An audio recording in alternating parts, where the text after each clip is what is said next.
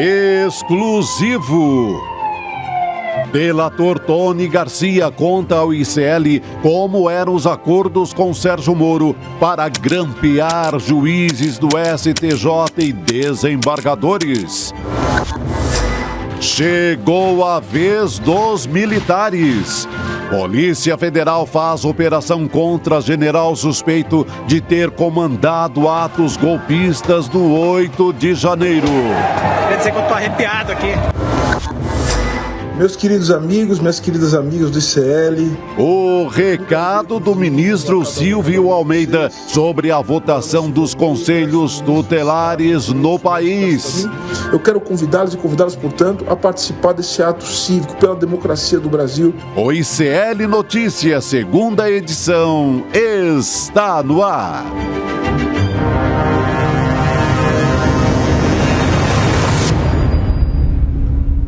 Olá, boa noite, seja muito bem-vindo, seja muito bem-vinda. ICL Notícias, segunda edição, está no ar. Hoje é 29 de setembro de 2023, sexta-feira. Hoje não é mais véspera, agora sim, né, Chico?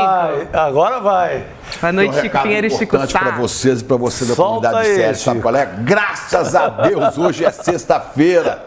É vida que segue, vamos nessa. Tava doido pra ouvir isso, rapaz. Eu também não, mas pessoalmente, né? É um privilégio, né, Chico Sá? Não é toda sexta-feira. É muito bom, a gente ouvia isso pela televisão, Ouvi isso agora ao vivo, é outra parada. Gostoso demais. Boa noite para você que nos acompanha nos canais do Instituto Conhecimento Liberta e Eduardo Moreira no YouTube. Boa noite para você que nos assiste de Ribeirão Preto, Goiás, Santo André, ABC Paulista, Poá, Mogi das Cruzes, Guarujá, Manaus, Araruama, Portugal e Toronto também. O ICL Internacional se faz presente aqui no chique, hein? ICL Notícias. É isso aí. Quem que tá de aniversário Olha, eu hoje? queria falar de... Tem vários aniversariantes hoje. Tem Vassouras no Rio de Janeiro, Boa. cidade histórica, Sim. dos Barões do Café. Tem Valência, na Bahia. Mas tem uma cidade pequena, da terra do Ceará, terra de Chico Sá, Camocim, que está fazendo 144. Você acertou, porque são as praias mais incríveis, são praias lindas. Todo mundo vai só para Jericoacoara, mas ali colado, Tá Camocim. mais calmo, mais tranquilo, mais Chico. barato. Ô Chico, eu vi as fotos aqui, eu estava pesquisando sobre Camocim. Eu vi as fotos, que lugar maravilhoso, que cor de mar. Me lembra José de Alencar. Verdes mares bravios, minha terra natal, onde canta jandaia nas frondes da carnaúba. Exatamente Verdes aí. mares que brilhais como líquida esmeralda, aos raios do sol nascente, perlongando as alvas praias ensombradas de coqueiro. E tem Iracema. Mandou bem. É isso, viva Camocim. Um verdadeiro Eu ainda quero alencarino. chegar aí. Tem dó de mim, eu quero ir a Camocim. Não, maravilhoso, maravilhoso, porque é mais tranquilo. Jericoacoara é maravilhoso, É. todo mundo sabe que é paraíso, mas que tal um lugar colado, mais barato, mais em conta, Pô, mais tranquilo? Aí é perfeito. Meu Não Deus do espalha céu. não, porque a hora que a gente for lá, Chico, não dá mais. Não, tá? mas vão gostar, porque Já é bom tá e gente lotado. também por lá. E Já tá Vassoura, lotado. Chico Pinheiro, que você falou, Márcia Cunha aqui na produção, nos lembra que é terra de Luiz Roberto Barroso, nosso novo presidente da Caramba! terra. Olha, Vassouras. Vassouras tem um monte de fazendas da época do café, dos barões do café. Uma, inclusive, a fazenda Guaritá, de um amigo meu, o Catito Omar Pérez, que preserva a fazenda, uma coisa maravilhosa. E lá é cheio de fazendas pousadas, coisa linda também. Terra boa. E Valência é terra de um cara que jogou no Galo, que aí eu nunca me esqueci. Jorge Valença. Jorge Lateral Valença. esquerdo, grande jogador. Excelente. Também quero informar aqui, antes da gente começar, né, o nosso noticiário, hoje a gente vai ter entrevista. Vem aí entrevista com Tony Garcia, é bomba, essa é bomba mesmo. Essa é bomba. A gente tem, né, informação, esses últimos dias a gente falou sobre isso, de arquivos que revelam que o senador Sérgio Moro, então juiz, teria feito um acordo de colaboração premiada com o Garcia e, em troca, o delator teria que grampear, monitorar, levantar provas contra magistrados do Paraná que tinham foro privilegiado. A gente vai falar a respeito disso. E agorinha, Chico Pinheiro, acabou de sair informação de que a cirurgia no quadril do presidente Lula ocorreu sem intercorrência nenhuma, foi um sucesso, o Lula já está acordado, conversando. Ele Tá que jogando futebol ainda. não, acho que é muito cedo ainda, né? Que boa notícia, né? Ótima notícia. Saúde, presidente. O presidente mais forte para cuidar dessa Saúde, coisa toda. presidente. Olha aí, Roberto Calil, que realizou, né, a equipe médica que falou sobre a cirurgia do presidente Lula. E o Lula passou por uma artroplastia total no quadril do lado direito, procedimento que foi realizado no Hospital Sírio-Libanês pela equipe. Parece que é Deu para tudo certo. reconstituir toda a cabeça do fêmur, né? Olha aí o tweet do presidente. Vamos dar uma lida, CP? Segundo o médico Roberto Calil Filho, o presidente foi submetido à cirurgia no quadril, aproveitando para fazer uma intervenção na pálpebra. Ia ficar de olho aberto, presidente. E os procedimentos seguiram sem intercorrências, o presidente já acordou, se recupera bem, sem necessidade de ir para a UTI. Aí, que beleza. Aliás, ele também fez uma cirurgia nesse mesmo procedimento pela remoção, para tirar, né, o excesso de pele nas pálpebras. Também foi bem sucedido. Ainda vai ficar mais bonito, é isso? Ficar mais bonito e de olho mais aberto, porque se não ficar de olho mais aberto... sabe o que vai Olho no acontecer? centrão. É exatamente isso que eu vou falar. centrão. Né? O presidente já tinha esse problema na perna, deve ter sofrido muito com a tentativa de rasteira que eles vêm dando nele. Hoje, Chico e Gabi, galera do ICL, a coisa chegou a um ponto que até o vetusto Estadão abriu suas baterias no editorial, falando exatamente o que eu ia falar aqui hoje. Né? O Estadão falou a verdade, falou sobre a voracidade por cargos. Ele usa a expressão na sinecura, são os cargos no governo, né? E dinheiro do pessoal do centro. Pô, pro Estadão sinalizar isso é porque a coisa tá feia, porque eles só dão pau no Lula todo dia, né? Ó, diz o Estadão, e a gente sabe, que o esquema é tão escandaloso, né? É tão escandaloso que beira ou é chantagem. E pergunta, o que vai saciar a fome dos interesses privados? O que vai segurar essa galera que só pensa em si, que quer ferrar o Brasil, esses deputados, deputadas e senadores do Centrão, aqueles, a maioria da BBB, né?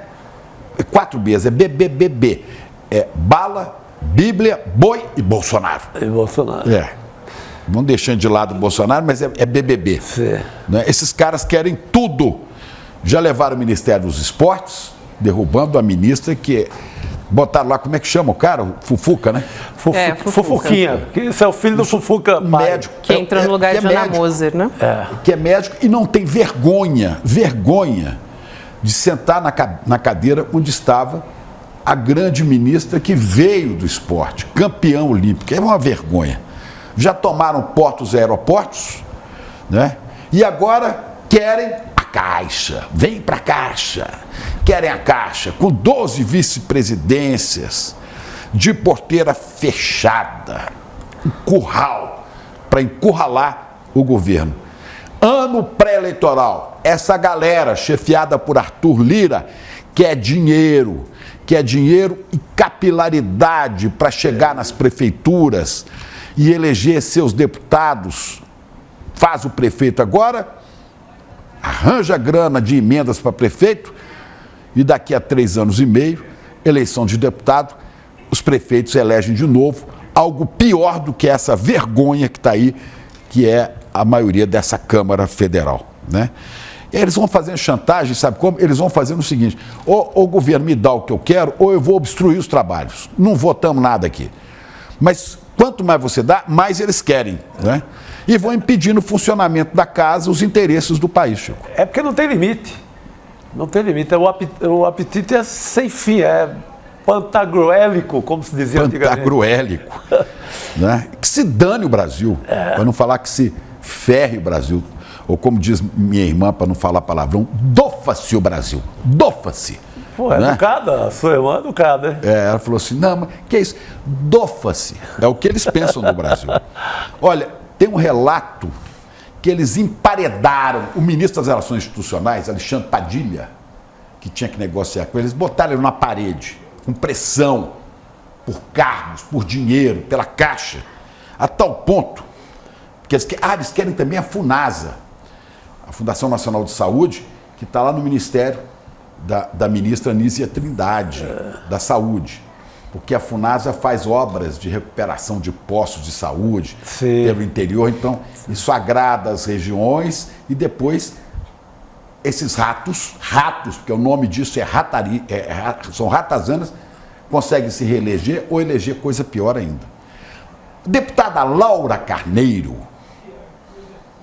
né, amiga de Arthur Lira, do PSD do Rio de Janeiro, isso vazou um áudio dela falando com Padilha, de dedo em riste, vazou esse áudio numa entrevista da CBN.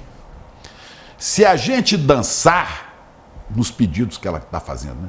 Se a gente dançar, a Nízia vai dançar também. Meu Deus. Quer dizer, elas querem nomear, eles querem nomear e querem derrubar ministros. Guarde esse nome. Laura Carneiro, PSD do Rio de Janeiro. Outra deputada, delegada Catarina. Porque tem deputado pastor, deputado delegado. Essa é a delegada Catarina do PSD do Sergipe. Ela apertou tanto o Padilha que o Padilha comentou com os jornalistas que estavam por perto. Vocês viram o baculejo que essa deputada deu em mim? Olha, vocês não têm ideia do que esse pessoal faz comigo a portas fechadas. Quer dizer, é impossível você ser um ministro de Relações Institucionais, é impossível ser um negociador com o Congresso, quando o Congresso é mafioso, quando o Congresso é presidido por este homem que usa chantagem para ocupar cargo no governo. Ele que foi treinado fazendo vaquejada na sua infância, está achando que aqui é curral, é gado. Você não quer puxar rabo de boi, né? Será que o pessoal sabe o que é baculejo? Baculejo É uma gíria, né? E lá em Brasília usa-se para abordagem policial. É mais conhecido como abordagem policial. É aquela enquadrada no canto da parede que a polícia dá ali, normalmente à noite, pega um grupinho e vai para o baculejo. Olha, esses deputados que traem o interesse nacional, esses deputados não têm compromisso nenhum com o país. Agem como mafiosos. A moda mafiosa não tem constrangimento nenhum. Falam na cara dura, como esse senhor, chefe dessa galera, né? Agora, não são fiéis nem na hora de votar, nem na Câmara, nem no Senado. Não. Veja que agora, né, aprovando o marco temporal, que é algo que não existe, vários senadores da base do governo, inclusive um desafeto do senhor Arthur Lira, pelo amor de Deus, o senador Renan Calheiros também votou o marco temporal. Vários de partidos da base do governo não votaram com o governo. Então adianta dar cargo para essa galera? Que presidencialismo de coalizão, coisa nenhuma. Nem palavra tem, né? Pô. Que presidencialismo de coalizão é esse? Isso é presidencialismo de extorsão, de chantagem.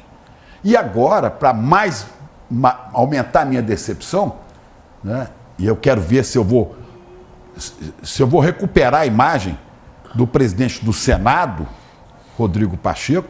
Eles estão preparando no Senado, Chico, sabe o que eles estão preparando? Uma PEC, uma proposta de emenda constitucional para peitar o Supremo. Para dizer, sobre a Constituição, o Supremo não dá a última palavra. Porque nós vamos fazer uma PEC submetendo as decisões do Supremo a aprovação do Congresso Nacional.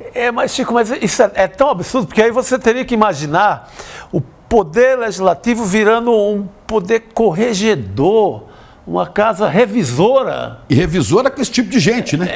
A casa revisando o Supremo, que nasceu para isso, para revisar as decisões E para dizer se isso aqui é constitucional ou não. Exato, então não faz sentido, isso é... Agora, apertam o Supremo, apertam o Executivo e nós ficamos assistindo isso. Há que haver uma rebeldia, uma manifestação contra essa corja que está querendo levar os interesses do país para o curral dos seus interesses privados e particulares.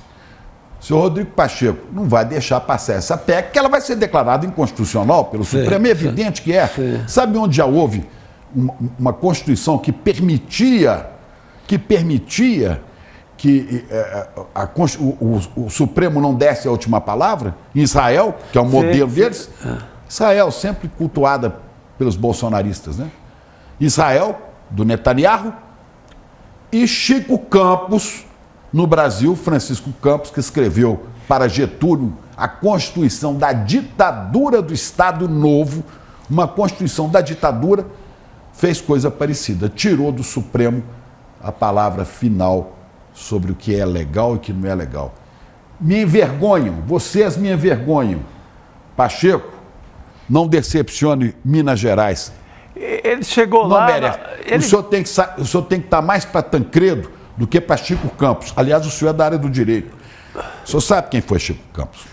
Não, Chico, muito boa sua introdução aí no nosso noticiário, mas cara, a virada do Pacheco, que ele vinha aparentando ali ser um democrata, era fotografado com os indígenas e tal, demonstrando ser um cara civilizado, bacana. Mas agora tem um jogo de interesse ali, Chico. Isso é uma chantagem, só o Lira né? está levando, nós também vamos levar, né?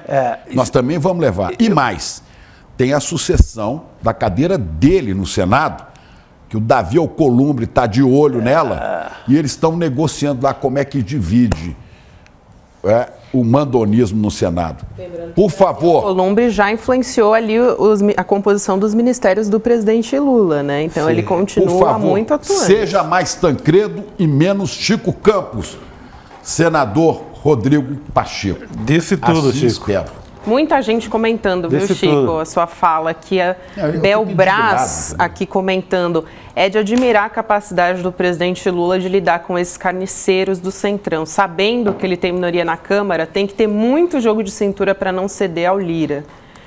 E nem só jogo de cintura, né? Porque fica impossível mesmo.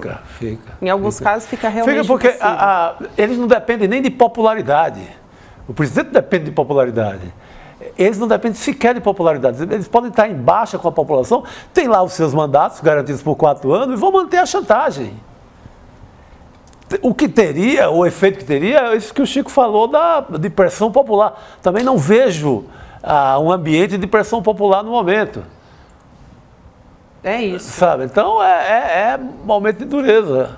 Gente, a Polícia Federal hoje fez uma operação, começar aqui o nosso noticiário, de busca e apreensão contra o general Ridalto Lúcio Fernandes. Ele que é Ridalto, né? Ridalto, É de rir. Ridalto. Suspeito ele de ser um dos organizadores dos atos golpistas do 8 de janeiro. Suspeito? É o que se diz, né? Olha só. O que vocês acham, a carinha dele? Bandeirinha amarrada e tudo no vovó? Olha só. Patriotário de Parece que estava alto lá, escalão, né? Foi membro das Forças Especiais do Exército, conhecidas, inclusive, como Kids Pretos. Kids Pretos são uma força especial. Preparados para atuar em operações especiais. Ele foi assessor também especial do general Pazuello, do Ministério da Saúde. O ministro que foi o responsável pelo caos de Manaus também, né? Investigado pela CPI da pandemia. Diretor de logística do Ministério na gestão do Marcelo Queiroga. Olha, o general que é da reserva se autofilmou no dia 8 de janeiro. Ou seja, produziu prova contra ele mesmo. Né? Mas sabe por quê? Porque você fala assim, como é que você pode ser tão idiota que produz prova contra si mesmo? É que essa corja estava tão confiante que ia vencer no golpe, iam ganhar, que eles falaram assim, agora eu vou fazer isso aqui para entrar para a história. Ele acreditava, herói. Toma, papuda! Olha aí, o ponto a ponto que eu levantei agora aqui, oficial da reserva, todos os pontos de quem é o general Ridalto Lúcio Fernandes, um dos organizadores aí dos atos golpistas, que se filmou, né, produziu prova contra ele mesmo. Diretor de logística do Ministério da Saúde. O Pazuello também era especialista em logística. Viemos no que deu, né? Sim. Nós vimos no que deu. A gente tem Ele é tão bom de logística que você viu como é que funcionou a patriotada do dia 8 de janeiro, a intentona, a logística muito bem feita. Vamos soltar então o vídeo da prova que ele produziu. Vamos ver. Quer dizer que eu tô arrepiado aqui. O pessoal acabou de travar a batalha do gás lacrimogênio. Acreditem, a PM jogou gás lacrimogênio na multidão aqui durante meia hora.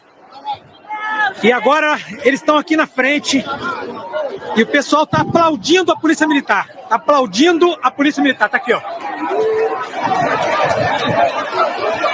Aplaudindo porque a gente sabe que eles cumpriram ordem. E eles estavam aqui para defender patrimônio. A maioria deles aqui é bem intencionado. Tem que ser aplaudido, sim. Só não chama um cara desse de palhaço, sabe por quê? Porque os palhaços não merecem. Guga Noblar, chega mais aí. Esse vídeo, gente, bem intencionados. O que é isso, Guga? Que é isso, garoto? Boa noite para esse trio maravilhoso, para essa audiência maravilhosa. E temos aí mais um general agora da reserva que está no meio da treta, no meio da encrenca, no meio do golpe. Esse daí, que está sendo hoje motivo de busca e apreensão da Polícia Federal, que inclusive pegaram o passaporte dele, estão bloqueando bens dele para ele pagar por depredação de patrimônio. Esse daí, ele é considerado, está sendo considerado um dos autores intelectuais do golpe, um dos idealizadores do golpe. Esse pode pagar como um dos mentores dessa história, porque, afinal de contas, era do Departamento de Logística do Ministério da Saúde, era ligado ao Coronel Elcio. Eu falei com gente do Departamento de Logística há pouco, que me confirmou isso. Ele, de fato, é ligado àquele Coronel Elcio, que foi flagrado num telefonema junto com Ailton Barros, tramando um golpe, falando em colocar 1.500 pessoas a serviço de um golpe, 1.500 militares, eles chegam a dar até um número, e a ideia era prender o Alexandre de Moraes, aquela ligação golpista do Coronel Elcio, que era o número 2 na gestão Pazuello, e esse daí virou funcionário do Ministério ainda na gestão Pazuello. Ele terminou na gestão do Queiroga, mas ele começou com Pazuello. Ele fazia parte desse grupo do Coronel Elcio, que é um grupo golpista, e ele estava na rua, portanto, comandando as tropas golpistas, os invasores. Então esse produziu prova contra si, então está enrascadíssimo, afinal de contas. Qual é a escapatória? Não tem escapatória. Ele participou de uma tentativa de golpe clara, ele faz parte de um grupo que tem influência junto ao Jair Bolsonaro e ele está sendo tratado como um dos idealizadores dessa trama golpista. Esse daí, portanto, tem tudo para pegar papuda. Guga, ele também prestou depoimento hoje, né? A PF, inclusive, apreendeu celular, arma, passaporte. Como é que foi essa operação da Polícia Federal? A gente tem ideia desse depoimento, como é que foi? Até agora do depoimento não, mas que apreendeu passaporte, que apreendeu aparelhos eletrônicos e que bloqueou bens, sim. Ele disse à CNN que foi super bem tratado e que não tem nada a temer, porém não poderia adiantar, ele só falou com a CNN por hora, não poderia adiantar nada do que lhe foi perguntado, porque isso corre em segredo de justiça e não pode falar. Ele veio com essa cascata, ele tentou escapar, de dar uma explicação mais profunda. Só disse que não tinha nada a temer e tentou elogiar de alguma maneira o serviço da Polícia Federal, que foi até a casa dele, dizendo que foi muito bem tratado. Quem não tem nada a temer, enfim, não estaria numa situação como a dele hoje. O sujeito estava com a polícia no encalço dele, colhendo provas para prendê-lo como um dos mentores do golpe. A gente tem que descobrir qual que vai ser a saída dele, quem sabe ele resolve falar, né? Ele faz parte, como eu disse, de um grupo que era ligado ao Jair Bolsonaro, esse grupo do Ministério, do Coronel Elcio. Então, quem sabe ele não tem o que falar. E lá ele não tem até um roteiro de golpe que possa entregar outras pessoas e aliviar o lado dele. Quem sabe não é mais um que pode caminhar para o sentido da confissão ou da delação. Não sei, porque para um sujeito desse escapar ou atenuar a pena, eu imagino que o único caminho seja entregando mais gente. E ele provavelmente tem quem entregar. Ele não era só mais um reservista golpista, ele teve um cargo junto a esse ministério e era ligado a essas pessoas que assessoravam o presidente, alguns deles já gravados tramando o golpe. Então, é claro que ele pode ter sim o que contar, saberemos em breve, mas por hora ainda não tem nada que tenha sido vazado do depoimento. O CP, o Ridalto postou nas redes sociais dele uma declaração. Tem um post aqui, ó. Eu vou ler porque está em letra pequena para quem está vendo em casa. Isso. Dia 6 de abril de 2020. Ferramentas constitucionais para ajudar a enfrentar a crise. O que você sabe sobre estado de sítio, estado de defesa, intervenção federal? Essas medidas podem ser utilizadas, em caixa alta, pelo governo no enfrentamento da crise da Covid-19. O golpista já queria lá. Já queria lá. São, aliás, muito adequadas e deixam as rédeas nas mãos de quem realmente tem que conduzir a carruagem. Os golpistas da ditadura. São ferramentas democráticas que dão poderes ao presidente da República, supervisionado pelo Legislativo, para agir. Leia, informe-se. Governo forte, crise controlada, salva vidas. Acesse o artigo e publica a sua estupidez aqui. Olha, esse cara, esse Ridalto, foi desprezado, inclusive, hoje pelo Exército. O Exército não tem nada a ver com esse cara, ele está na reserva. Né? Não nos inclua fora desse rolo, porque esse aí não é nosso. Não é? Agora, ele disse que foi bem tratado hoje pela Polícia Federal quando foi à casa dele. Ele disse que foi bem tratado e ele vai em cana. Agora, vai acontecer com ele o seguinte: ele será bem tratado quando for depor na Polícia Federal. Quando for preso, ele será bem tratado. Bem diferente dos amigos e dos ídolos dele, como o Brilhante Ustra, né, o delegado Fleury, a turma da tigrada, general. Aquela tigrada que vocês apoiavam, que torturava e matava nos porões. O senhor vai em cana, vai ser bem tratado, mas vai responder ao devido processo legal, que é o que prevê a Constituição e de um país que nós queremos democrático. Não aquilo que você defende, general, que é ditadura, com sangue nas mãos. Aliás, vocês têm sangue por todo lado, muitos que vocês já mataram. E vamos puxar a ficha desse cidadão, porque eu citei aqui que ele era assessor do Pazuello. Quando faltou oxigênio lá na cidade de Manaus, isso em plena pandemia de Covid-19, um dos piores momentos, inclusive, foi um pesadelo que aconteceu em Manaus. Sim. E na época ele declarou: não temos bola de cristal. Olha só, né, caramba. Chico Sá? Ninguém imaginava que ia ficar sem oxigênio, né? A quantidade de alertas que se deu ali no governo estadual, ninguém imaginava, né, no Ministério da Saúde. Meu Deus do céu, não, e o próprio Twitter dele desmente isso, ele estava ali incentivando, porque eu lembro, esse momento é o momento em que o Supremo tenta salvar eu ia falar salvar a pátria, mas salvar o Brasil, salvar o país, numa hora que o Bolsonaro não queria adotar medida alguma. Era só cloroquina e nada mais. Inclusive, em abril de 2020, General Ridalto chegou a defender a decretação de um estado de sítio nesse momento. Conter. Ele sabia sim o que estava acontecendo no país inteiro. Claro que sabia. Ele sabia das crises no país inteiro. E essa história de Manaus, olha essa imagem de Manaus. Manaus é quase como uma experiência. Por isso que alguém escreveu aqui, são os homens dos sacos pretos. Ele, Pazuello, Bolsonaro, totalmente é o homem sacos pretos. Dessa imagem as famílias não podiam nem ver os corpos. Dessa imagem aí. Tem a assinatura deles aí, ó. Tem a assinatura deles. Mas eles são cavaleiros da morte. São discípulos da morte. Total. É uma vergonha, é uma vergonha. É obra dessa gente aí, que agora se avora a golpista, não sei o quê. Vamos... Eu ia falar, trocar o kids pretos por sacos pretos é mais conveniente a esse cidadão de fato. E lá no departamento de logística do Ministério da Saúde, o clima entre os funcionários que trabalharam com ele é de festa. Ele tinha uma imagem muito ruim ali dentro. O pessoal que é funcionário de carreira ali está bem contente com a notícia de hoje de busca e apreensão em cima dele. Estão torcendo para que ele pare no Chilindró. Mas é o caminho dele.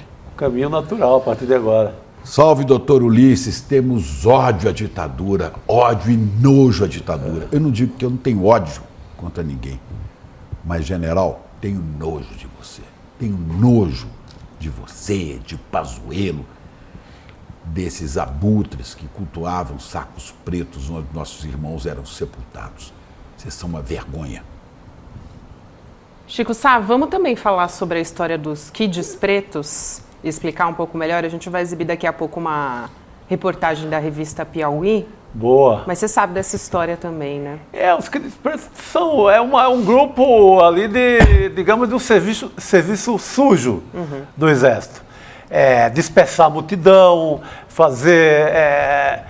onde o soldado comum não tem coragem de entrar, é a turma barra pesada que entra para dispersar. Eles têm domínio de técnicas que a tropa comum não tem. É uma elite ali para servir ao Exército nesses momentos mais críticos. Tem que ter sangue, kit preto. Tem que dispersar mesmo na bala, como Kids, for, né? kids pretos. Que desgraças. Que desgraça, exatamente. Olha, o repórter Alan de Abreu, perdão, Guga, fala. Desculpa, eu só ia dizer que eles são treinados, né, para ações de sabotagem. Eles são especialistas em operações especiais do Exército. Esses kids pretos, eles foram treinados para saber como sabotar o Estado. Então é essa gente que está sendo acusada, esses kids pretos, estão sendo acusados de serem os mentores do golpe. Talvez eles sirvam até de boi de piranha, de bode expiatório, para não se chegar em outros que não são reservistas e que também devam pagar pelo pato, né? Talvez, quem sabe, eles não parem por aí nos kids pretos, mas não tem só eles não, tem outros também. O repórter Alan de Abreu, da revista Piauí, fez uma longa investigação sobre os kids pretos, sobre essa força especial do Exército. Vamos acompanhar. Pelo Brasil, né? Brasil. Selva. Selva.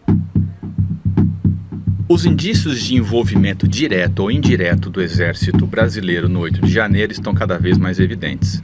Que não tiraram? Não tiraram o quê? O acampamento? Porque não foi permitido pelo Comando Militar do Planalto. E em um grupo específico do Exército, os rastros são gritantes. Forças Especiais. Forças Especiais. Comando de Operações Especiais, o COPESP. O Comando de Operações Especiais, conhecidos como Forças Especiais, ou Kids Pretos, é a elite de combate do Exército. Seus membros são altamente treinados em ações de sabotagem e de incentivo à insurgência popular. E você vai buscar os dissidentes, as pessoas descontentes, né? Porque sempre tem. Você vai recrutar essas pessoas e vai instruí-las para que elas aprendam a ser combatentes. E aí você forma um pequeno exército com gente que não estava na conta, para poder causar danos para o seu inimigo.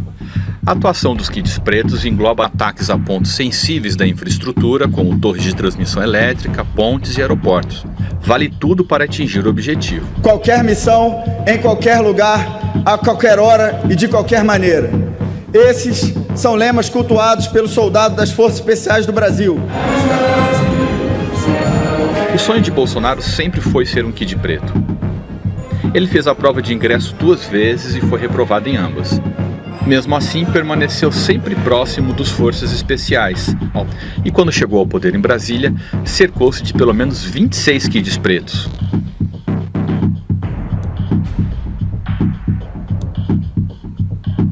Após a derrota nas eleições, os kids pretos não deixaram Bolsonaro na mão.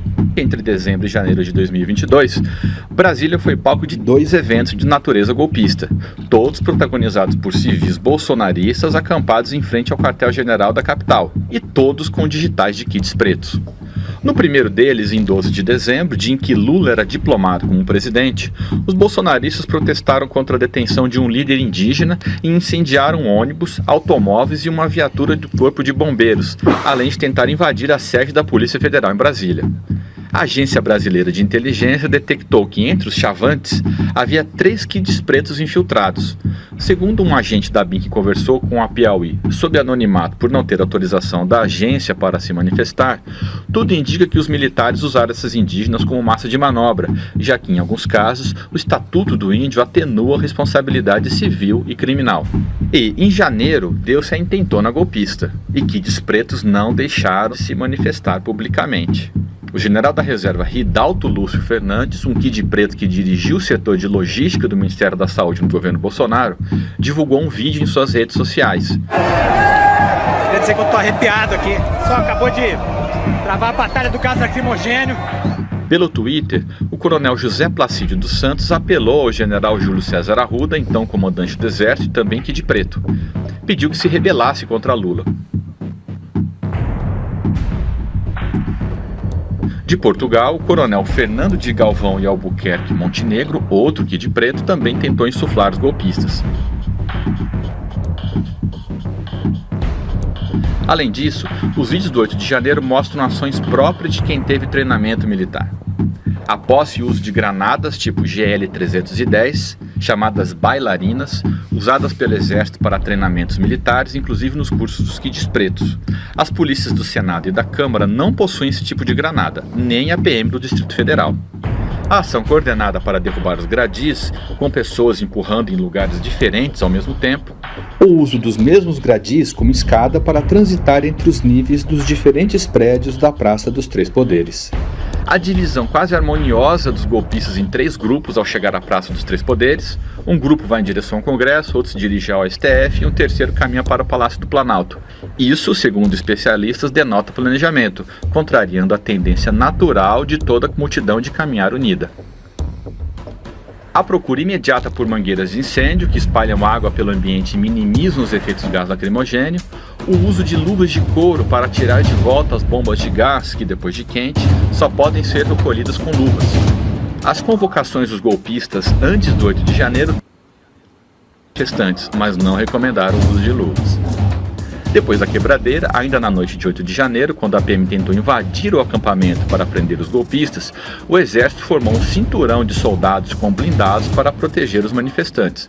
Quando eu olhei para trás, tinha uma linha de choque do Exército montada com blindados e, por interessante que parecesse, eles não estavam voltados para o acampamento. Eles estavam voltados para a PM, protegendo o acampamento. E nos dias subsequentes, a Agência Nacional de Energia Elétrica registrou ataques a torres de transmissão de energia elétrica pelo Brasil. 4 dessas torres foram derrubadas e 16 danificadas. Até hoje, os autores do ataque não foram identificados. Apesar da onipresença no governo e as suspeitas de ações subterrâneas, os kids pretos compõem apenas 0,25% do contingente do Exército. Feliz é a nação que tem umas forças armadas e umas forças auxiliares comprometidas com a democracia e a liberdade, mesmo com o sacrifício da própria vida ou com a destruição da própria reputação. É o que estão fazendo, né? O que estão fazendo, destruindo com a destruição da própria reputação. Está aí, o general cumpriu toda essa missão. Quando tiver uma parada militar, que esses kids pretos forem desfilar, a banda tem que tocar a marcha deles, sabe qual é? São os trapalhões. Por aí. Completos trapalhões. E olha, tem que investigar se esses caras não estão por trás daquela bomba no aeroporto. Sim, que podem estar... O serviço é parecido. O serviço é de kid preto. Quanto mais kid preto, trapalhão igual os brasileiros. Excelente reportagem, né? Do muito Alain boa, Abreu. muito boa. Alain Abreu, que é autor de um livraço que eu recomendo, chamado O Delator, que é sobre o J. Ávila, aquele que delata todo o esquema da CBF no Brasil. O Alain de Abreu é especialista em segurança pública, né? Sim. Escreveu sobre a rota da cocaína também, a rota caipira. É outro bom livro último dele. livro dele. Acho que o penúltimo, na verdade. O penúltimo livro dele. Qual é o último? O último é Cabeça Branca. Mas é um grande sobre um narcotraficante. E tem os cabeça preta, né? E agora os cabeça preta. Tem uma conversa, né, que foi flagrada entre um dos kids pretos, que é o Coronel Elcio, que eu estava citando, e até apareceu na reportagem o nome dele como um dos kids pretos, e o outro que eu citei, né, na conversa foi o Ailton Barros, aquele que foi expulso do Exército por ligação com a milícia e deram ele como morto e dão uma aposentadoria para a mulher, uma grana para a mulher. A conversa deles... que foi flagrada e que mostra, né, que os kids pretos estavam tramando o golpe, eles dizem em um dado momento, o Freire, que era o comandante do Exército, o Freire Gomes não vai, o Freire Gomes não foi, né? Você não vai esperar dele que tome a frente nesse assunto, mas ele não pode impedir de receber ordem. Ele vai dizer, ele vai morrer de pé junto, porque ele tá com medo das consequências, pô. Mas consequências do quê? Dele ter insuflado enfim, eles estão na conversa mostrando que uma parte dos generais não estavam com os kits pretos. Um deles era o Freire Gomes. Não porque era um legalista, pela conversa, é porque o Freire Gomes estava com medo das consequências. E pelo que a gente já viu depois da delação do Mauro Cid, ele não tinha apoio dos outros comandantes do Exército. Comandante do Nordeste, do Sudeste, do Leste. Então, ele abortou, pelo jeito, por isso. Mas aqui a gente tem uma conversa de kits pretos, que é esse grupo que agora está sendo colocado como os mentores. Eles serão acusados, pelo jeito, de serem os mentores do golpe, e tem esse entorno todo de Jair Bolsonaro. E o interessante é ver que os kits pretos, eles colocaram a digital, como esse Ridalto que se gravou, porque eles confiavam no golpe. Já o Jair Bolsonaro, que é o capitão do golpe, fez de tudo para não deixar digital. E aí a investigação depende de uma delação, porque não tem uma digital. Bolsonaro, ao contrário dos bucha de canhão e dos que organizaram para ele não se colocou, ele ficou tentando não se colocar. É por isso que ainda não dá para afirmar com toda a certeza que vão colocar o Bolsonaro na cadeia. Mas depois da delação do Mauro Cid, aí, enfim, talvez se consiga colocar o Bolsonaro na história, porque ele não deixou a digital. Já o Ridalto e outros kits pretos foram mais displicentes, digamos assim, confiaram mais do que o Bolsonaro no golpe, então aí, não tem como escapar. É isso aí, Guga. O esperto é o Bolsonaro, né? Ele delega ali, ele insufla... Não, mas ele não pôde ser kit preto, porque ele foi... ele não conseguiu. Ele foi reprovado, então ele não entraria nisso, porque não tinha nem Ou seja, ele não tinha nível intelectual para ser especialista em sabotagem. Daí você vê o nível do cara. Usou dinheiro público para sabotar a eleição e não conseguiu. Jogou com tudo e não conseguiu. É um incompetente, Bozo. Mas ele incendeia a tropa toda, bota tudo no fogo, vai lá para Miami, que não é besta, e deixa a turma aí toda sendo condenada, e agora carece sim de uma delação para ser provado que ele é o grande arquiteto do golpe. É isso. É isso. Você ia falar alguma coisa, Guga? Só para saber se a gente pode seguir aqui. Não, podemos seguir, vamos. Chamar entrevistado? Exato. Eu vou primeiro dar uma contextualizada na história, antes da gente chamar nosso convidado que está nos aguardando. Tony Garcia é o ex-delator na investigação do extinto consórcio Garibaldi. Hoje, pela primeira vez, apareceram, na verdade, documentos que ficaram em sigilo por 20 anos. Esses documentos são de 2004 e foram revelados com exclusividade pela jornalista Daniela Lima, da Globo News.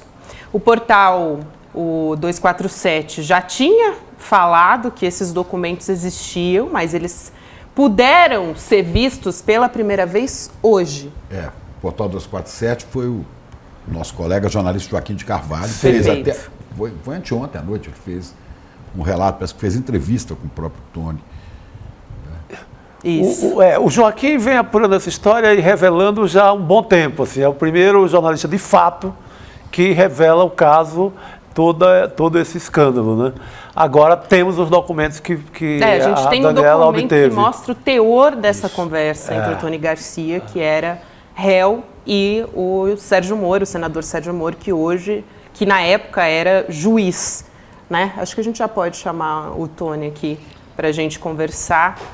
Ele já está nos esperando. E Chico Alves também vai participar dessa conversa. Eu já aproveito e dou boa noite para os dois. Boa noite, Gabi. Boa noite, Chico e Guga. Boa noite, Tony. Boa noite, Chico. Boa noite, Tony. Boa noite, Chico e Tony. Boa noite, vou começar puxando a conversa aqui, depois passo a palavra para todos vocês também. Mas acho importante a gente trazer primeiro que Sérgio Moro nega a respeito dos grampos, né? De que foram grampeados os ministros do STJ. Tony, eu pergunto para você, te dou boa noite de novo. Foram grampeados os ministros do STJ? Veja bem, o Moro, quando respondeu isso para a jornalista Daniela Lima, ele não contava com uma coisa. Como ele não tem mais acesso a nada aqui da quadrilha que ele tinha aqui em Curitiba, na vara que a Gabriela Hart sumiu, depois o Dr. Apio assumiu, e foi ele que conseguiu mandar tudo para o STF, e por isso estou podendo falar, ele não sabia quais os documentos que ela tinha em mãos, entendeu? Nem nós sabíamos. Ela conseguiu os documentos e ela entrevistou ele. Ele falou que jamais que tinha grampeado isso ou mandado fazer qualquer coisa dessa. Até porque ele não lembrava. E ela fez o quê? Ela simplesmente deu para ele responder e depois ela contextualizou a fala dele, mostrando o documento que ele mesmo tinha me dado como missão grampear essa gente. Entendeu? Grampear ou fazer escutas. Ele, o Ministério Público, todos tinham isso daí como tarefas para mim. E eu quero esclarecer uma coisa que fique bem claro para todos, entendeu? Eu nunca fui delator de nada. Eu fui preso por ele, por um conluio junto com um juiz federal amigo dele, entendeu? Chamado Danilo Pereira Júnior, que foi funcionário do consórcio Garibaldi e teve usou a mulher dele, desse Danilo, que é uma procuradora, pelo que eu entendo, para cometer uma fraude dentro do consórcio, para fazer uma contemplação ilegal, para que fosse para um acordo trabalhista desse juiz Danilo, que era funcionário do consórcio, para um acordo trabalhista que foi feito numa contemplação ilegal, e o Sérgio Moro pegou isso da mulher dele num relatório do Banco Central, falando que havia essa fraude, pegou esse juiz, então, federal, fez ele procurar uma pessoa do consórcio Garibaldi, ameaçando ele que ele seria preso se ele não fosse até o juiz com ele e denunciasse a mim como sócio, como dono do consórcio, e que eu iria matá-lo, entendeu? Que eu estava ameaçando matá-lo para que ele não falasse. Ele tinha feito depoimentos de todos os lugares, dizendo totalmente outras coisas, dizendo a verdade. E a hora que o Sérgio Moro pegou esse juiz e fez isso, ele foi lá, mudou todo o depoimento, e depois, na maior cara de pau, numa oitiva com o Moro, com meus advogados, quando perguntado por que ele mudou o depoimento e se ele tinha feito delação premiada, tudo, ele falou que não sabia o que era aquilo e que não queria falar como que ele procurou porque não interessava. E daí, apertado pelo advogado e o juiz constrangido, o Sérgio Moro, na oitiva, constrangido, ele teve que falar. E ele falou: eu fui levado pelo juiz federal. O advogado pergunta: qual o nome dele? Danilo Pereira Júnior. Ele que te levou? Foi. E você fez delação? Não sei o que é isso. Você está tendo um benefício para falar isso? Tô. E por que você fez isso? Ah, porque eu pedi ajuda para o Tony para pagar advogado de $150 mil. Entendeu? E eu não tive, e aí eu resolvi fazer isso, porque eu ia para a cadeia e tal. E inventou um monte de história. E nesse momento pergunta se ele conhecia uma pessoa. E ele falou: conhecia. Quem que é essa pessoa? Essa é a mulher do doutor Danilo Pereira Alves. E por que ela está aqui numa contemplação ilegal, numa fraude no Banco Central? Ele responde: isso daí foi feito para poder fazer o acordo trabalhista do juiz federal Danilo Pereira Júnior no consórcio Garibaldi. Ou seja, cometeu uma fraude, um juiz, esse mesmo juiz leva essa pessoa que fez a fraude junto com ele dentro do consórcio para falar que eu queria matá-lo, e para o juiz preparar um mandado de prisão, por obstrução à justiça. E ainda noticiou isso ao STJ. Tony, está me ouvindo? Está me ouvindo, Tony? Chico Pinheiro, está me ouvindo? Estou ouvindo Desculpa bem. Desculpa te interromper, para a gente ir no foco do problema, que as pessoas, às vezes, a história do consórcio Garibaldi é uma história longa também, mas eu queria saber o seguinte: para aliviar a pena que você estava sujeito, Sérgio Moro te fez ser espião. Só diga sim ou não, foi isso? Te botou como espião? Sim. Durante quanto Chico, tempo? Sim, agente infiltrado, agente provocador, espião, tudo. Quanto tempo você fez esse trabalho para Moro?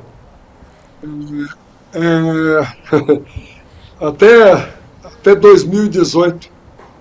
Quase 10 anos. Mais até.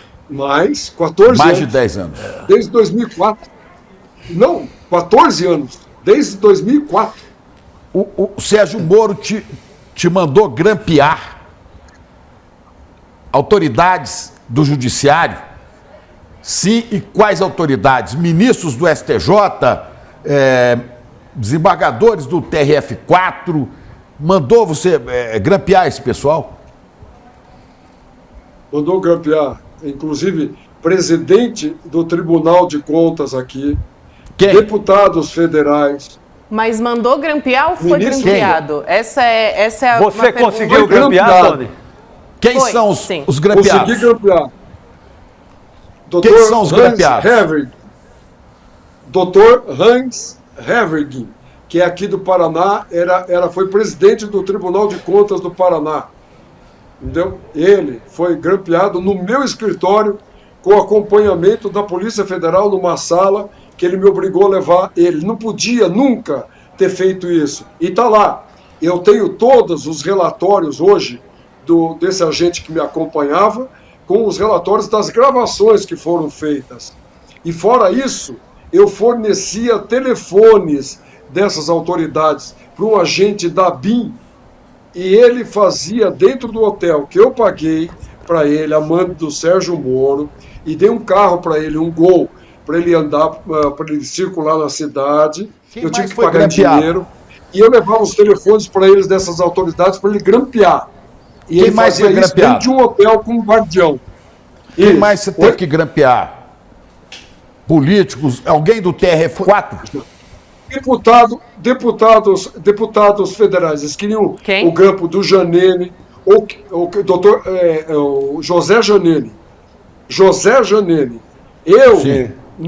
Além de que eu grampeasse essas pessoas, ou levasse essas pessoas para fazerem delações em cima de processos que eles tinham lá, e dariam imunidade, caso, vou supor, um fato, o José Janene falasse sobre o envolvimento dele com o Zé Dirceu, Zé Vacari, Silvinho e Delúbio Soares. Eles queriam que ele falasse sobre isso. Eu levei o José Janene no MPF em 2005, na presença da doutora Lindora Araújo.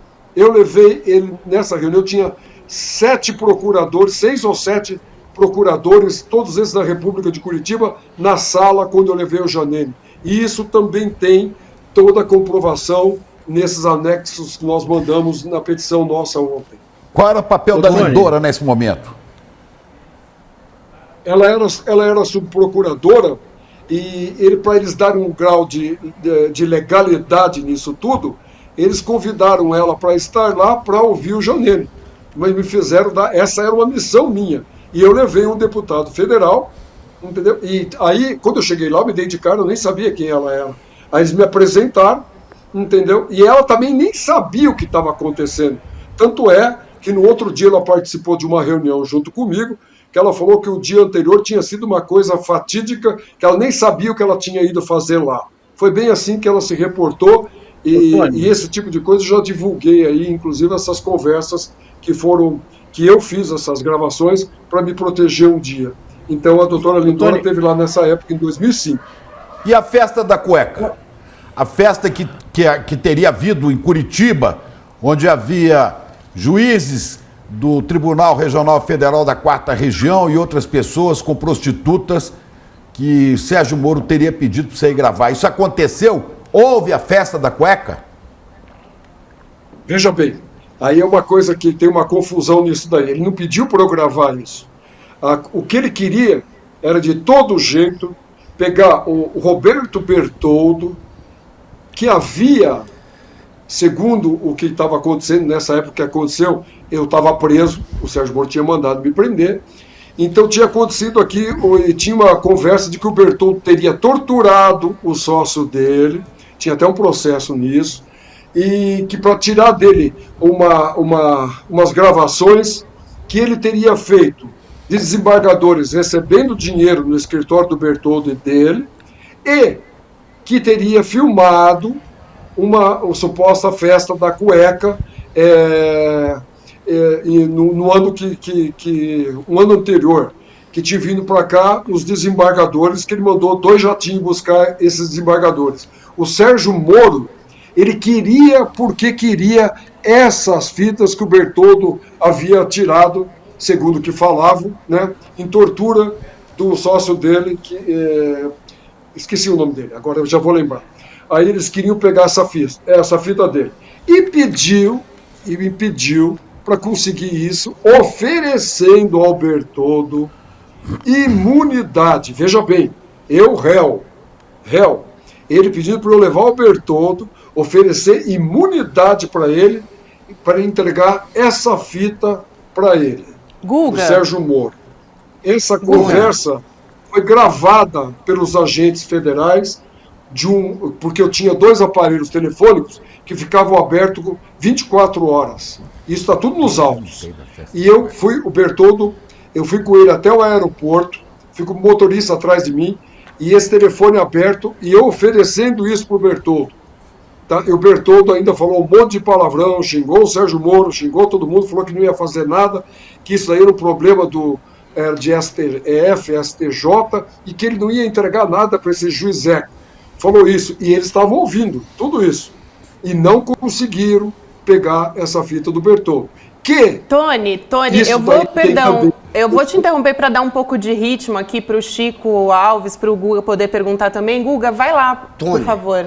Tony, obrigado pela presença, obrigado por esse tempo. Você tinha 30 missões, segundo o seu acordo de delação, que nem era uma delação, era um acordo de espionagem. Seriam 30 missões. A mais grave dessas missões, pelo que a gente entendeu, seria agravar desembargadores e ministros do STJ que teriam foro, que não poderiam ser gravados por ordem de um juiz federal como o Sérgio Moro. Foi essa a missão dessas 30 missões, seria essa a mais inconstitucional, a mais grave, e é importante a gente entender, o Moro, ele está usando como álibi a desculpa de que você não teria gravações para comprovar que teria sido usado para espionar gente que teria foro. Se você tem essas gravações, por que não solta logo pelo menos uma delas para acabar de vez com a defesa do Moro e mesmo que você não tenha mais elas agora, é possível citar o nome desses que teriam foro e que foram gravados? Deixa eu te falar uma coisa, há uma confusão nisso tudo, e ele faz isso propositalmente quando ele faz isso, porque quando a jornalista Daniela Lima entrevista ele e dá o direito ao contraditório para ele falar, ele perguntou se que documentos ela tinha na mão.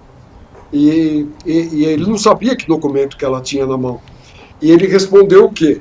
Ele respondeu que não, que nunca mandou fazer isso, que eu não tinha gravado ninguém, que ele não tinha mandado fazer. A gente perdeu o contato com o Tony ou deu uma travada no vídeo? Deu uma travada. Ele caiu. A gente vai recuperar o contato com ele, mas muito importante essa pergunta que você fez, Guga, e ele também já estava... Opa! As gravações que eu... ouvindo aqui o áudio do Tony ao fundo ainda. Tony, mas ele ainda está, a gente ainda está recuperando, né? Vai ter que entrar de novo, não vai ter jeito. Mas só para a gente organizar as ideias aqui, porque realmente a história é muito complexa, mas ele confirmou, né? Isso. O Hans Herbert. Aqui, o Tony. Aí, ele voltou, Tony. Por isso, Gabi, que acho que a gente tem que ter, Tony, caiu, cortou. Que o assunto é muito complexo. Isso. Por isso que eu estou fazendo perguntas mais diretas para ir ao foco dos problemas. Porque se for relatar tudo, as pessoas perdem. Né? É porque as pessoas não conhecem a história do consórcio Garibaldi, as pessoas não estão por dentro. Mas esse ponto de hoje, dessa notícia que vazou, das 30 missões, você poderia dizer qual seria a outra missão que te surpreendeu, além dessa de gravar os desembargadores? E o mais importante, o nome desses que teriam foro, e se você tem alguma gravação que já possa soltar também, desses que teriam foro. Estão me ouvindo? Sim. Estamos. Não sei você ouviu a pergunta? Eu perdi o contato de vocês. Estão me ouvindo ou não? Sim, estamos ouvindo. Te ouvimos. Então, ok. Tudo bem. Então, a pergunta eu ouvi. Então é o seguinte, essas gravações, Guga, eu quero deixar claro, elas não eram feitas por mim, entendeu? Ficavam comigo, de minha posse. eu tinha 2 aparelhos da Polícia Federal que eles ficavam abertos 24 horas. E qualquer pessoa que eu ligasse, ou ligasse para mim, ou eu tivesse em contato direto, em carro, em sala, aquilo estava aberto, eles estavam gravando 24 horas por dia. Inclusive com aquilo eles me monitoravam. Tinham 2, para eles saberem que sempre eles estavam sabendo que eu não estava combinando com ninguém o que eu iria conversar, o que eles iriam gravar. E ainda, por cima de tudo que eu não sabia, eles gravavam o meu telefone particular para saber se eu também não estava fazendo alguma coisa que eles não ficassem sabendo. Era isso que eles faziam. Então, as gravações que ele me mandava fazer, e ele errou quando ele falou para Daniela Lima que não tinha feito nada disso, que ele não tinha mandado, isso está nos autos que eles mostraram hoje, a autorização dele para eu buscar as coisas com desembargadores do STF, do STJ, de tudo isso. Ele pedia isso, ele pediu. As gravações que foram feitas, Guga, é isso que eu quero deixar claro, estão todas no processo. Todas no processo. Esses anexos que foram mandados para lá, nessa petição, os anexos constam isso daí. E todas essas diligências que foram feitas, nós não tivemos acesso a isso daí. Nós pedimos durante anos, ele nunca nos forneceu, a Gabriela Hart nunca nos forneceu, segredo de justiça eterno. Se o doutor Apio não tivesse mandado isso ao STF, eu não poderia estar falando isso agora, não poderia ter exposto isso agora. Entendeu? Essa que é a verdade. As gravações de todas as pessoas, eles têm lá. Está tudo no processo, na vara dele, que a Gabriela Hart fechou as 7 chaves. Nós não temos acesso a isso. Essas diligências estão todas reportadas em 17 mil páginas desse processo que duraram todos esses anos aí, praticamente 19 anos. É isso. Chico Alves? Ai, perdão, Guga, faz mais uma, Não, faz mais uma. Na sequência eu passo para o Chico. Se puder citar os nomes que você lembra desses, você já citou um há pouco do STJ. Teve mais alguém do STJ? Quem seriam os outros, que pelo menos se você lembrar de nomes... Um do STRF4, que eles foram atrás e forjaram provas contra ele de todo jeito, que era inimigo do Moro, inimigo deles, era o desembargador Lippmann. Vocês podem procurar isso daí da época, eles foram atrás até, eles conseguiram afastar esse desembargador e conseguiram gravações de uma pessoa que eu levei lá para eles. Eles não pediam só para eu gravar.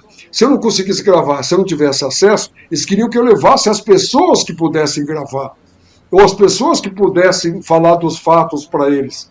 E eu levei uma pessoa que chamava Campagnoli, de apelido Funil, que ele entregava gravações, ele filmava as pessoas e levava para eles. Então eu tinha que arranjar pessoas que fizessem essas missões do que eles queriam. E dentre esses também, eles chantagearam muito tempo, com uma gravação que eles pegaram o Bertoldo falando comigo, eles chantagearam o ministro Félix Fischer. Félix Fischer, estou dando o nome para vocês. Ele foi chantageado e ele era a pessoa que recebia todos os recursos da Lava Jato no STJ. E ele era chantageado pelo Moro numa gravação que eles pegaram do Bertoldo falando para mim, que envolveu propina para o filho do ministro, entendeu? E o Moro não usou aquilo no processo, mas chantageou o filho dele e chantageou o pai. Por isso que não reformavam as sentenças dele, tanto no TRF4 quanto no STJ. Isso. Eles não reformavam. Ele chantageou todo mundo aqui com a festa da cueca, que eu ajudei ele a pegar em São Paulo. Ele não pegou do jeito que ele queria, mas eu dei o endereço para ele em São Paulo, onde o Bertoldo guardava um Jaguar lá, e eu falei para ele, olha, ele guarda um carro lá, nesse endereço. Pode ser que vocês não acharam, quando vocês prenderam ele, não acharam as coisas nos locais que ele fala, mas ele tem um lugar que ele me falou uma vez. Eles foram lá, 12 dias, 14 dias depois, ele me deu um ok, que tinha sido na Mosca. Ele e o Carlos Fernando me deram um ok. Eles pegaram isso. Isso nunca apareceu no processo. E um dia eu perguntei para ele, um tempo atrás, doutor Sérgio, e aqueles negócios da festa da cueca e tal? Ele falou assim, isso daí o senhor não tem que se envolver nisso. Virou as costas para mim e foi embora. Entendeu? E tinha me ligado para me agradecer que tinha sido na Mosca quando eles pegaram isso. Então era assim que eles agiam. Né? E por isso que eu falo que eu fui o laboratório da Lava Jato 10 anos antes. Era esse jeito que eles funcionavam e funcionaram até agora. Chico Alves. Tony, deixa eu te fazer uma pergunta. Só voltar um pouquinho atrás, o Tony era um dos administradores do consórcio Garibaldi que faliu, deixou cerca de 3.800 pessoas por aí, não é isso, Tony? E 40 milhões, pelo menos é essa a acusação, né? E ele foi preso, foi processado, acabou sendo preso por Sérgio Moro, né? E aí, por causa disso, Sérgio Moro fez essa negociação aí de uma colaboração para que ele tivesse um alívio na sua punição. E aí deu ao Tony 30 tarefas para que ele executasse. E aí você fala de alguns casos aí em que o Sérgio Moro fez chantagem contra as pessoas que ele listou ali para você. E nessas 30 tarefas, inclusive, só uma das tarefas, só a primeira tarefa tinha a ver com o processo da Garibaldi. As outras 29 não tinham nada a ver. Era como se o Sérgio Moro resolvesse pegar o Tony e falar assim: o que você sabe de crime aqui na sociedade paranaense? Vai descobrindo tudo para mim, traz as informações que eu vou chantagear esse pessoal. Pelo menos é essa a alegação do Tony. Eu quero te perguntar o seguinte: você tem provas do que você fez para o Sérgio Moro. Agora, você tem provas de que o Sérgio Moro chegou a chantagear essas pessoas? Você acabou de falar do Félix Fischer. Você tem provas dessa chantagem também? Tudo isso é bom que vocês sabem. Tudo isso está reportado nos autos, né? Tudo isso que não apareceu na mídia, que ele não usou, como foi o caso da festa da cueca. Eu tenho nas oitivas que ele faz comigo, eu tenho nas conversas do Carlos Fernando e o Januário, que eu expus, que eu gravei eles quando eles estavam me fazer barbaridades. Eles falam ali da festa da cueca, da fita que tinha chegado, eles mesmos falam. Entendeu? As provas estão todas nos autos. E tudo que foi feito a pedido do mando dessas 30 tarefas, todas essas diligências, né, elas estão em 17 mil páginas desse processo. Não tem nada que não tenha prova de toda essa barbaridade do que eles estão fora dos autos. Estão todos nos autos. É só abrir isso daí e ver essas missões que ele me deu, que se desdobraram em muito mais do que 30. E muitas dessas aí ele deixou de lado, porque cada hora que ele pegava um fato novo que era mais importante, ele escalava. Como ele escalou até 2016, ele escalou para eu pegar coisa com o Eduardo Cunha, que era meu amigo pessoal. E era presidente da Câmara, e me fazia pegar coisa com o Eduardo Cunha. Ô, Tony, e é importante lembrar que o Carlos Fernando Santos Lima, que ficou famoso nacionalmente no caso da Lava Jato, já estava aí 20 anos antes atuando também nesse caso Garibaldi e ajudando o Sérgio Moro nessa investigação, entre aspas, em que você tinha 30 tarefas para ser o beneficiário, porque o Sérgio Moro, em alguns trechos, textualmente diz assim: o beneficiário se compromete a conseguir provas de tal fato. Ou seja, soltava o Tony para ele conseguir prova do jeito que desse, não é isso? O modus operandi que eu venho falando, né, que eu fui o laboratório dele, ele fez isso com o Palocci, ele fez isso com o Marcelo Odebrecht, ele fez isso com o Léo Pinheiro, ele fez isso com todas as pessoas que ele prendeu. Ou falava ou continuava preso, entendeu? E dependendo, e não era só falar, tinha que falar o que eles queriam que falasse. No caso, vamos supor, ele queria que eu falasse do acordo do Bertoldo, que o Zé Dirceu estava envolvido, né, com o Bertoldo em negociata de dinheiro, disso, daquele outro, de Itaipu, porque o Bertoldo tinha sido colocado para ser conselheiro de Itaipu no lugar do Zé Dirceu. Então ele queria que eu pegasse o Bertoldo e linkasse o Bertoldo com o Zé Dirceu para ele poder prender o Zé Dirceu. Ele me fez dar obrigatoriamente, ele e o Carlos Fernando me fizeram dar uma entrevista forjada para o Alexandre Ultramar da Veja, entendeu? Que me botaram na capa da Veja, entendeu? Falando desse fato do avião cheio de dinheiro com o Bertoldo e tal, coisas que aquilo não existiu, que eles me mandaram falar aquilo lá e eu fui obrigado a falar, pautado por eles e pelos jornalistas no meu escritório, em 2005. Eu fui obrigado a falar aquilo lá. Então, eles tinham um projeto político. Eles queriam destruir de qualquer jeito o PT, desde aquela época. Todos eram PSDB. Eles não queriam saber de ninguém do PSDB, desde aquela época. Eles queriam pegar gente, eles tinham um projeto de poder, entendeu? E eles foram indo, evoluindo, até que chegaram onde que chegaram e conseguiram. Eles achavam que eles iam, prendendo o Lula, eles iam conseguir colocar o Aécio, alguma coisa assim, e acabou dando o Bolsonaro, e aí foi um erro para todo mundo. É isso que aconteceu. Mas o projeto deles era político. Ô Tony, só para nossa audiência entender a famosa festa da cueca, né? Porque que diabo era isso? Que ficou muito famosa. Pelo que eu entendi, aí você me ajuda o público a entender, era uma festa dentro dessa fábrica de chantagem, né? Era uma festa num hotel em Curitiba, onde se reuniam autoridades da justiça e ali o Sérgio Moro ficava com garotas de programa. Sabendo de tudo isso, o Sérgio Moro ia ali e ele chantageava a autoridade jurídica que ele quisesse. Não é isso? Não estava lá. Veja, essa festa da cueca aconteceu assim. O Bertoldo no dia falou que tinha convidado uns desembargadores, tinha mandado buscar 2 jatinhos, foram buscar os desembargadores do TRF-4 em Porto Alegre, para vir para Curitiba assistir um jogo que era para classificatório do Brasil-Uruguai, eu acho, no Pinheirão aqui em Curitiba. Eles vieram para esse jogo. Esse jogo aconteceu. Após o jogo, entendeu? O Bertoldo me convidou até para ir no jogo, eu não fui. Mas aí o que ele me fez? Para eu esperar ele no saguão do hotel aqui de Curitiba, que o hotel aqui que ele tinha alugado uma suíte presidencial, e ele me encontrou. Ele me encontrou no hotel, ele estava junto com a mulher, chamada Adriana, inclusive. E a gente subiu para a suíte presidencial do Hotel Bourbon, aqui em Curitiba. Eu nem sabia o que era. Ele falou, venha que você vai ver uma coisa.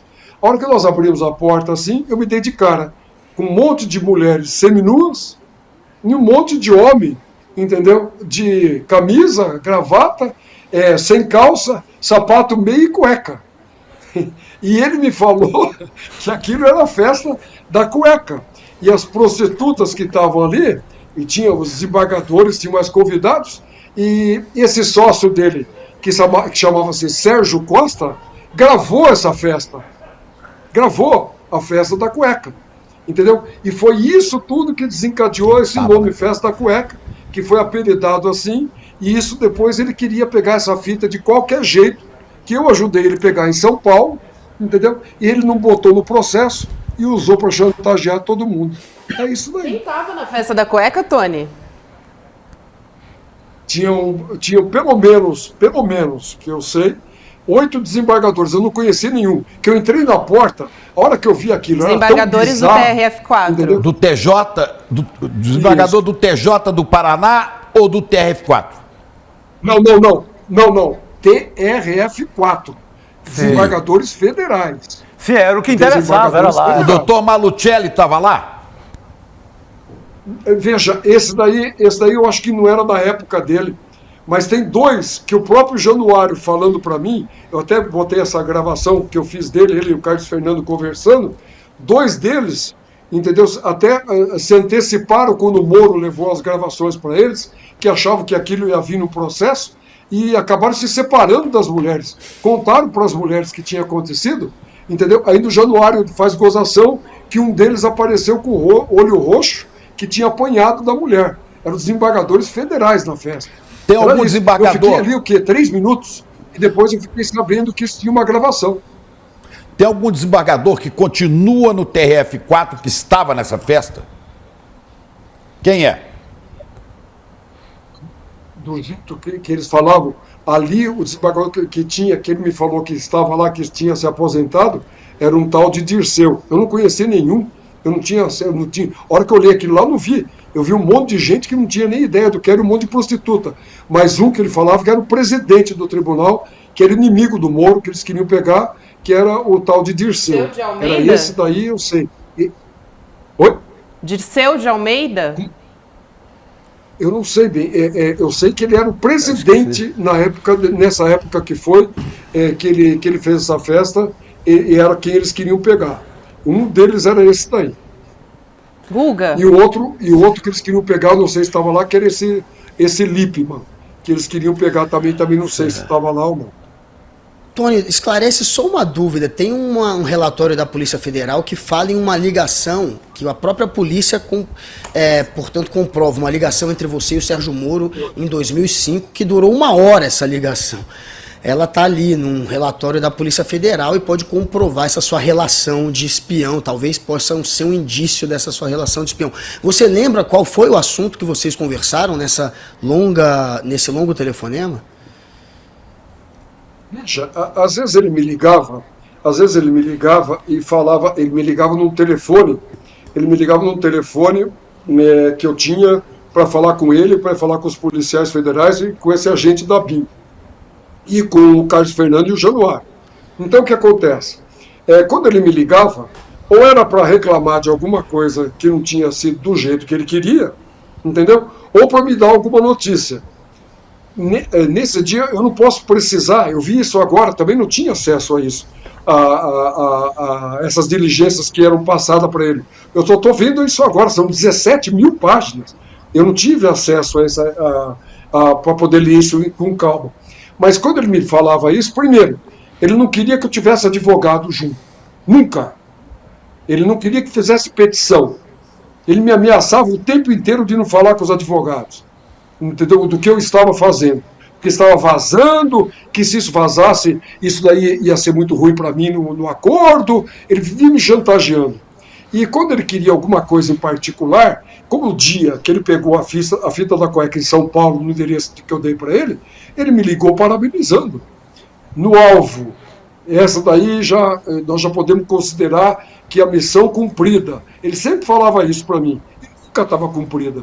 Cada vez que estava cumprida uma, ele vinha com outra, e isso se estendeu até 2018, entendeu? Então, esse fato relatado nesse relatório, que eu fiquei 1 hora com ele, eu tive dezenas dessas conversas com ele, dezenas, e às vezes muitas delas eram presenciais.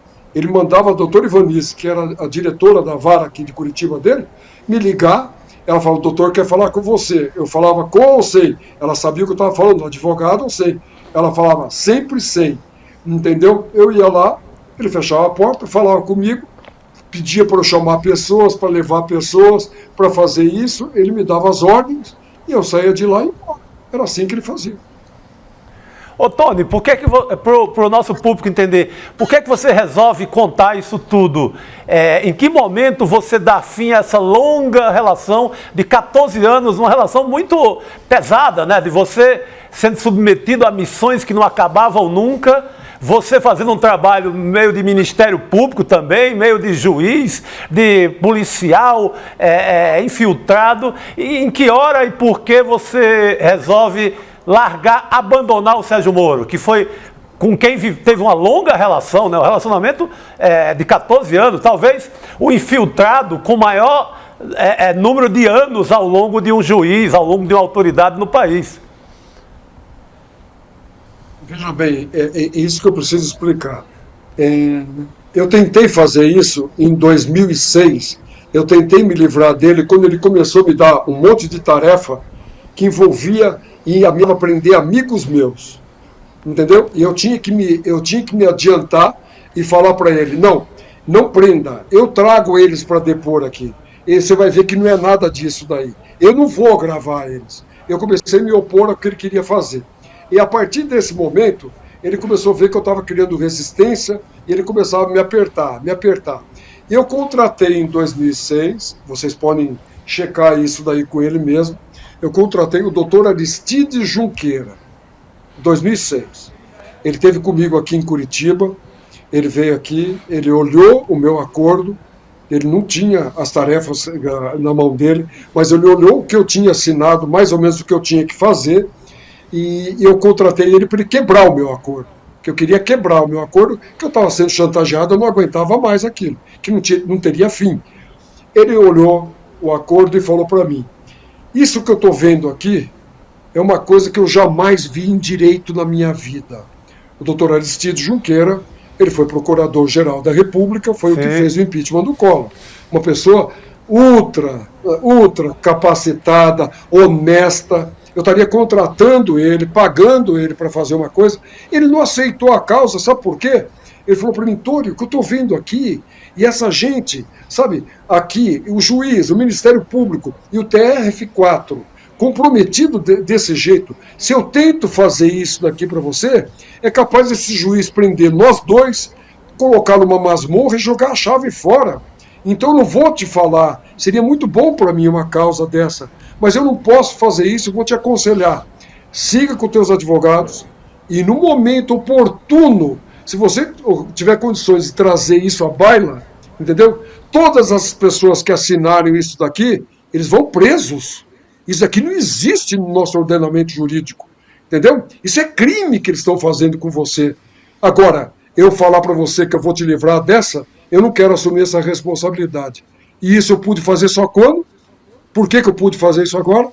Porque eles tentaram me retalhar em 2018, eles tentaram me retalhar porque eles queriam uma gravação de um empresário que veio aqui no Paraná, gravou o chefe de gabinete do Beto Richa, e eles queriam essa fita porque queriam de qualquer jeito, entendeu?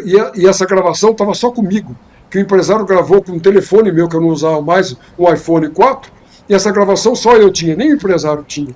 Tony. Eles queriam isso aí, porque em 2014... Como? Não, Tony, perdão, Chico Alves quer fazer uma pergunta para você. Vai lá, Chico. Ô, Tony, durante esses vários anos de tortura jurídica que você sofreu aí, né, pelo que você relata, essa fábrica de chantagens que você está relatando, você, pelo que eu vi, você também foi obrigado, teria sido obrigado por Sérgio Moro a dar falso testemunho para condenar algumas das pessoas que ele queria. Era isso? E onde, quando você, em que casos você fez falso testemunho? Somente num caso que envolvia ele, entendeu? Ele me obrigou a dizer e testemunhar contra, veja, ele não podia, nem ele podia tocar esse processo, ele era vítima, né? Ele teria sido grampeado, e eu sei por quem ele foi grampeado, ele sabia que eu sabia, era o Janene que tinha grampeado ele, José Janene, e ele me fez dizer, entendeu, que era o Roberto Bertoldo, que era o arqui-inimigo dele, que ele achava que tinha os desembargadores na mão e que ele queria pegar, e ele me fez testemunhar, dizendo que era o Bertoldo que gravou. Fez o Ministério Público, fez eu levar a procurar o advogado do sócio do Bertoldo, que era o Dr. Rolf, aqui de Curitiba, que tinha sido secretário de Segurança, fez eu pegar ele, advogado, para levar no Ministério Público para construir um acordo para o Sérgio Costa, sócio do Bertoldo, falar a mesma coisa, que era o Bertoldo que estava grampeando. E ele fez um processo tão justo que fizeram acordo até com o grampeador forjado, entendeu? O Sérgio Costa fez um testemunho falso, eu fiz o testemunho falso, o grampeador fez o testemunho falso com um acordo fajuto, entendeu? E eles condenaram a 8 anos e 4 meses o Roberto Bertoldo em todas as instâncias de uma coisa que não foi ele que fez. E ele me fez fazer isso. Só para eu entender, como é que ele te propôs isso? Ele falou para você, ele falou diretamente, delate, coloque o Bertoldo, mesmo não sendo o Bertoldo, como é que se chega a isso? Ele pegou, como que era o método dele? Ele pegou, mostrou para mim, você sabia que o Bertoldo, se você fosse eleito senador, o Bertoldo ia te matar? Eu falei assim, ia matar? Porque vocês tinham um trato com o Álvaro Dias, que você assumiria o governo, se fosse senador, ele era teu primeiro suplente. Você viu a fita dele conversando com o sócio dele? Eles queriam derrubar teu helicóptero. Então, ele me botava a fita para eu ouvir uma conversa dele com o sócio dele. Então ele me instigava a ficar com ódio da pessoa para eu fazer o que ele queria, entendeu? Então esse cara que me grampeou, eu falei, doutor Sérgio, ele não grampeou. Ele falou, não, mas você sabe que foi ele, era assim que ele fazia. Aí me faz trazer o sócio que fala que foi o Bertoldo, pega o sócio, traz um grampeador fajuto que fala que foi o Bertoldo, que pagou para ele, e eu vou fazer o quê? Eu vou contrariar ele lá para ele mandar me prender? Aí o que acontece? Januário Paludo e Carlos Fernando, percebendo que ele estava extrapolando tudo, entendeu? Eles falam, e tem isso gravado, que eu já expus isso daí, eles falam que vão tirar o Sérgio Moro da causa rapidamente, porque ele está envolvido nisso e ele é vítima e aquilo vai ser tudo nulo. E que eles tinham que tirar ele de qualquer jeito, que iam conversar com ele pessoalmente aquele dia. Isso tudo foi registrado. E ele me fez fazer isso e o Bertoldo foi condenado. É isso. É desse jeito que ele fazia. Ele forjava desse jeito como ele forjou com o Léo Pinheiro, como ele forjou com todos aqui. Esse é o método dele, que ele usava 10 anos antes. É a mesma coisa. Tony, rapidamente, porque a gente já está encerrando, por que a PF te grampeou se você estava no momento ali de colaboração?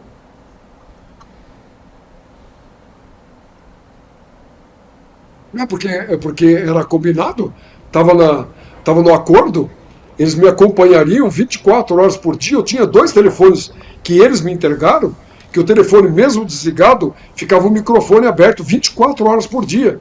Todas as conversas que eu tivesse, elas seriam gravadas e seriam repassadas, entendeu? Estariam nos autos. É isso. Eu sabia que estavam me gravando. Era uma das cláusulas desse contrato. Você pode ver ali nas tarefas, eu vou ser monitorado 24 horas por dia. Eu sabia disso? Era isso. Claro, era a garantia deles. Era a garantia deles que você não ia denunciar, não ia pisar na bola. Isso! Eles queriam ter o quê? O tempo inteiro com uma faca no pescoço para saber que eu não ia combinar com ninguém, nada, e sabiam, inclusive, aonde que eu estava. Pelas torres, eles sabiam aonde que eu estava. Entendeu? Se eu estava numa localização, se eu tinha viajado ou não, aonde que eu tinha conseguido a conversa. Quando eu estava com a pessoa, eles cruzavam o telefone que eu tinha, a torre que eu estava, com a torre da pessoa que eu estava conversando, tudo isso para saber que eu estava cumprindo a risca e não estava saindo fora do que eles queriam, do que eles me mandavam fazer. Tony, muito obrigado pela sua disposição em falar aqui no ICL Notícias, segunda edição. Quero agradecer aos colegas aí, Chico Sá, que também estava na entrevista, Chico Alves e Guga, Gabriela. Nosso tempo acabou, mas eu sei que você ainda tem muita coisa para falar e o Brasil vai saber muito mais. Vamos ver o que vai acontecer com o Sérgio Moro, que diz que você é, de certa maneira, um criminoso que não merece crédito. Vamos ver. A questão toda agora está nas mãos do ministro Toffoli. Muito obrigado. Obrigada, Tony. Obrigado. Eu fico muito feliz que ele fala que eu sou um criminoso. Eu me tornei criminoso por uma sentença dele. A sentença dele, para mim, não vale nada. E com certeza eu vou conseguir reparar isso agora. E o único criminoso que vai ser preso vai ser o Sérgio Moro. Entendeu? É isso que vai acontecer. Pelo bem da democracia do país. Isso tem que ser passado a limpo. Isso faz parte da história desse país. É isso. Eu agradeço a todos vocês. Muito obrigado. Boa noite a todos. Obrigada, boa noite. Boa noite, Chico e Guga também. Vamos para os melhores momentos dessa semana do ICL Notícias segunda edição? Bora lá. Tem fofoca, tem história, tem tradição, é imperdível. Os bichos escrotos vêm enfeitar meu lar, meu jantar, meu nobre paladar. Eles ouviram e saíram. Hoje saiu mais uma denúncia, Chicos, envolvendo... Sabe quem? Sabe quem? Presidente da Câmara, Arthur Lira. Parece que a gente está insistindo, né? Mas não, gente. E não é déjà vu, é Arthur Lira de novo metido em treta. Olha! Que elegância. Gente, fui impactada. Escritório, estúdio novo. É importante a gente parar para observar o que fizeram os militares americanos. Como eles trataram dessa questão lá. Porque se a gente começa a pesquisar, a gente vê que eles já tinham planos de ir entregando o cargo um por um. Porque eles não iam se coadunar com uma tentativa de golpe no país deles. Entendeu? Um caso diferente de muitos representantes das nossas Forças Armadas. Eu acho que eu nunca vi uma atrapalhada tão grande assim aqui na Câmara, sabe? Diz que no CPDF diz que não teve golpe de 64, que não foi golpe. Foi um ato revolucionário de defesa contra os comunistas, viu, Chico Sá? Você também tem cara de comunista, essa careca vermelha. Você não me escapa.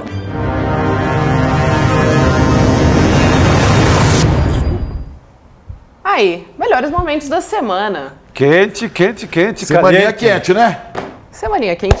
Semana que vem a gente já está em outubro. E agora a gente vai ter Sinapse, né? ICL. Aliás, mas antes disso, a gente tem informação a respeito do nosso webinário, não é isso, produção? A gente tem que dar essas informações aqui, exatamente. Mais de 90 mil pessoas assistiram, palestra que foi um sucesso ontem, Monja Coin, Eduardo Moreira. Muitas pessoas, inclusive, elogiaram a parte final da conversa, que foi com o Marco Schultz e o Leonardo Boff. Então, como muita gente não conseguiu assistir ao vivo ontem, a gente recebeu muitos pedidos para disponibilizar essa gravação e a gente decidiu deixar um pouco mais de tempo aí antes, né, para você poder assistir. Então, vai ficar somente disponível para os alunos e alunas do ICL dentro da área do aluno, mas quem perdeu ainda consegue assistir no link icl.com.br/palestra. Como lidar com a ansiedade e o estresse, Monja Coin e Eduardo Moreira juntos nessa conversa. Agora sim, vocês ficam com Sinapse ICL. Gente, entrevista muito interessante hoje, muito importante, inclusive, com a Soraya Tronic, senadora do Podemos pelo Mato Grosso do Sul, que foi candidata à presidência também. Roberta Garcia e César Calejon vão conversar com a senadora. É isso, então? É isso aí. Que temos, né? Temos Vamos, acabou. A ciranda da sexta. Ciranda da sexta. Obrigada, querido. É segunda, galera. Boa noite. Bom final de semana, bom descanso, hein?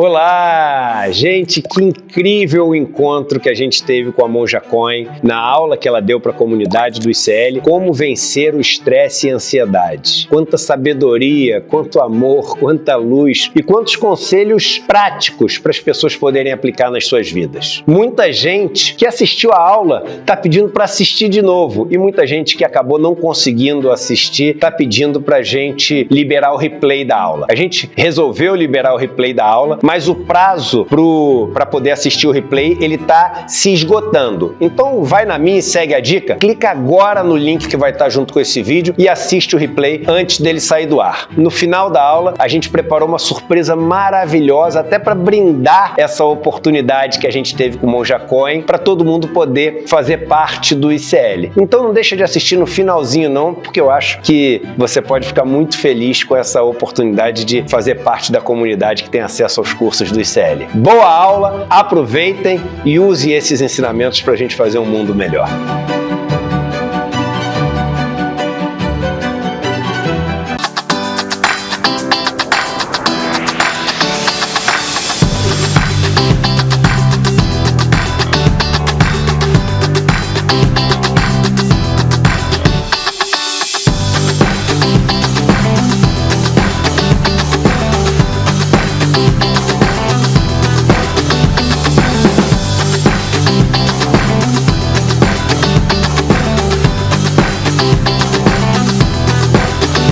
A liberdade de expressão é o preceito fundamental que organiza a nossa República Federativa.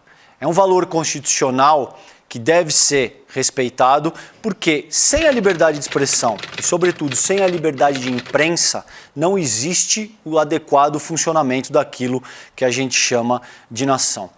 Contudo, ao longo dos últimos anos, sobretudo sob a égide do bolsonarismo, as pessoas passaram a confundir liberdade de expressão com a liberdade de praticar crimes. A liberdade de expressão, ela não compreende a prática de crimes. Com isso bem estabelecido, fica evidente que respeitar a liberdade de expressão, principalmente quando aplicada para a liberdade da imprensa, é absolutamente fundamental para que a gente tenha o bom andamento da República e que a gente consiga manter os valores que sustentam o nosso Estado democrático de direito.